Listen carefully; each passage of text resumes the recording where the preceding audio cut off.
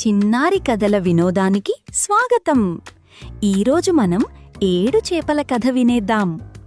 అనగనగా ఒక రాజు ఉండేవాడు. ఆ రాజుకు 7 కుమారులు. ఒకరోజు ఆ 7 కుమారులు కలిసి నది దగ్గరకు చేపలు పట్టడానికి వెళ్లారు. అందరూ కలిసి 7 చేపలు తీసుకొచ్చారు. వాళ్ళు ఆ చేపలను ఎండలో ఆరబెట్టారు. 6 చేపలు బాగా ఎండిపోయాయి.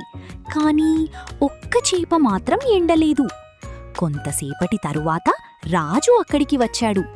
ఆ చేపను అడిగాడు, చేపా చేపా, నువ్వెందుకు ఎండలేదు అని. అప్పుడు ఆ చేప చెప్పింది, గడ్డివాము అడ్డం వచ్చింది అని. రాజు వెంటనే గడ్డివాముని అడిగాడు, గడ్డివాము గడ్డివాము, నువ్వెందుకు అడ్డంగా వచ్చావు? గడ్డివాము చెప్పింది, నన్ను ఆవు తినలేదు మహారాజా అని. రాజు ఆవును అడిగాడు, ఆవు ఆవు, గడ్డి ఎందుకు మెయ్యలేదు?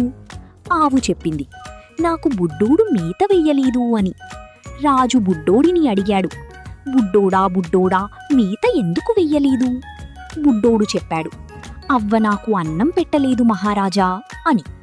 రాజు అవ్వని అడిగాడు, అవ్వా అవ్వా, నువ్వెందుకు అన్నం పెట్టలేదు? అవ్వ చెప్పింది, పిల్లాడు ఏడుస్తున్నాడు అని. రాజు పిల్లాడిని అడిగాడు, పిల్లాడా పిల్లాడా, ఎందుకు ఏడుస్తున్నావు? పిల్లాడు చెప్పాడు, నాకు చీమ కుట్టింది అని. రాజు చీమను అడిగాడు, చీమా చీమా, ఎందుకు కుట్టావు? చీమ నవ్వుతూ చెప్పింది, నా బంగారు బొడ్డులో వేళ్లు పెడితే కుట్టనా అని.